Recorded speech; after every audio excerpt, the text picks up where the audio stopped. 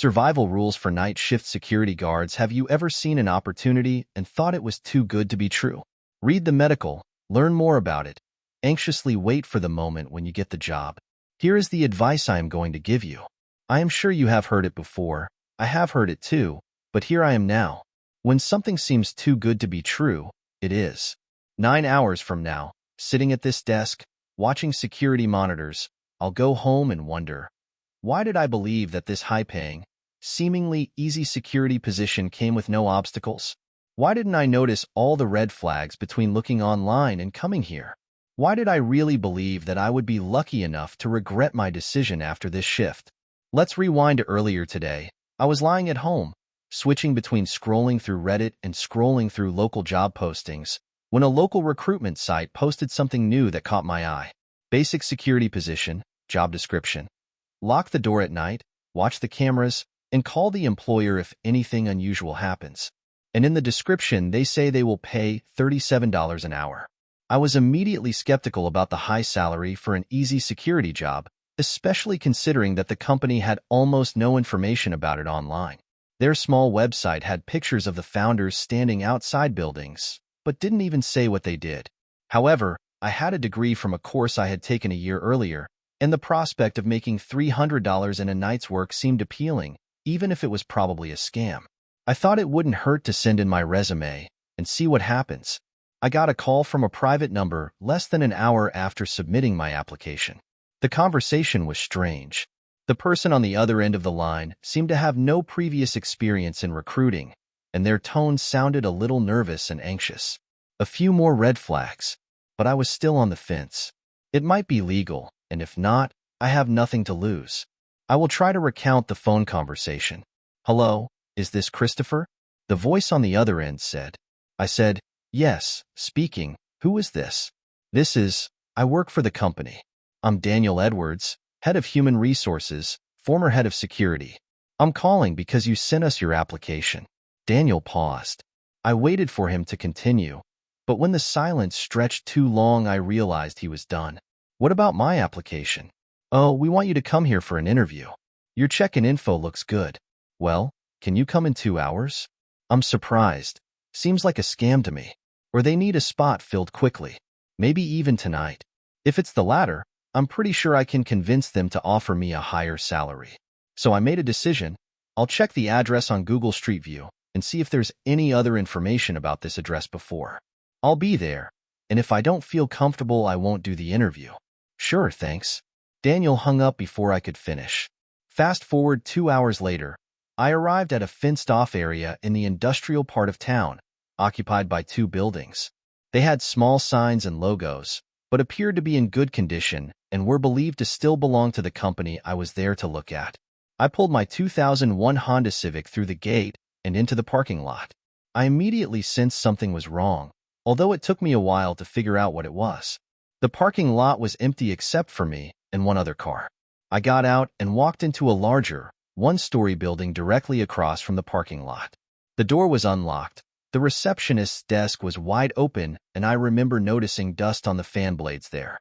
There was no email address in the job posting, and Daniel had called me from a private number. Not sure what to do. I waited in the small hallway for a few minutes and looked around.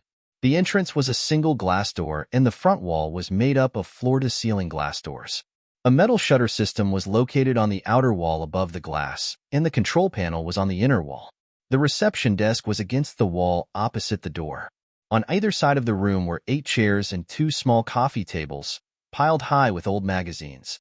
To the left, a short hallway led through a single door, ending at a heavy, unpainted metal exterior door with scribbles of various sizes and shapes. For some strange reason, the outer door made me feel uneasy. All 3 doors had a single small window, the kind with wire mesh on the inside, covered with black paint or cloth. The right led to another hall. That's weird. I can't remember the length, and I'm usually very attentive to detail. There were 4 doors on either side, right? No, 2. Maybe 16. I'm not even sure if it's long. I didn't look at the end of the hallway on the right. Behind the reception desk was another, longer hallway that ended at the intersection of Trinum. The first door on the left was made of brown painted metal and had a small sign that said security office. After a moment, a man walked briskly through the front door. "Sorry to keep you waiting. This is Joshua Collins, the head of human resources." He spoke quickly and sounded frantic and rushed. He never looked anyone in the eye for more than a second at a time. When he shook my hand, I could feel that his palm was sweaty and cold. "Christopher Newman." I paused for a second, suddenly hit by a wave of disbelief. I decided to test whether he could keep his story straight. I spoke to a man named Daniel Edwards on the phone. I think he said he was the HR manager. Joshua waved me off and continued. "Mr. Newman, my company needs a new security guard fast. The last two left this morning, and we couldn't afford to go another night without someone to guard the property. We tried to get you here as quickly as possible because you'll need to be ready for work before sunset. We are in a rush, so we are skipping the usual process. If you can start right now, you can consider yourself hired. Your pay is $37 an hour, non-negotiable. Sign this contract, and you can start working right away." I really didn't like his aggressiveness, but it turns out I was right. They're looking for a quick replacement, maybe temporary, and I wouldn't turn down that money. I looked through the contract. It was pretty long, so I skipped most of it. But I know what these contracts are like. No company secrets, etc. I signed and followed Joshua to the security office. The orientation was short and simple. "This is your keychain. This opens the door to the security office. This opens most other offices. This controls the shutters on the front window. This is your tool. You can use it as a baton in an emergency. But it is better to lock yourself in the office and call us if you see anything suspicious. All you have to do is sit in that office and watch the camera feeds. You do not need to patrol because you do not have a partner to watch the feeds when you are away. We don't provide uniforms. You just pin the badge on your shirt. The front door is the only one unlocked at the moment. Ignore the other outside doors and the offices down the long hallway. Lock the front gate. That's it." "What's this for?"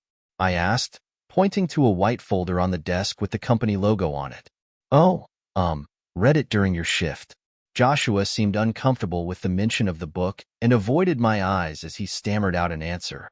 He didn't wait to see if I had any more questions before he hurried away, getting into the only car in the parking lot besides mine and driving away. I assumed my role as security guard immediately. I went outside and locked the gate, closed the metal door on the front porch, and locked the front door. Then I locked myself in the security office and opened the file. That file is what prompted me to write this. When I opened it, I expected a long, boring write-up about company policy regarding various situations that could happen after hours. Specific rules for dealing with thieves and vandals. You know, stuff like that. Instead, it's just one page. What was on that page made me realize that this job was actually too good to be true. And that's why I'm really scared right now. Welcome to the company. There are 10 company rules that security personnel must follow to ensure safety and health. 1. Long hallways are not your area of responsibility. If you step over the threshold from the front door, turn around immediately and walk back. Don't run. 2. Don't look down the long hallway for long periods of time. If there's a security camera showing it, turn it off immediately. 3. Don't open the door at the end of the short hallway. 4. Building 2 is off-limits and only visible via camera feed. 5. If you have to go out, only use the front door. 6. The coffee maker will automatically turn on at 2:17 a.m. Make sure a cup is placed under it before this time.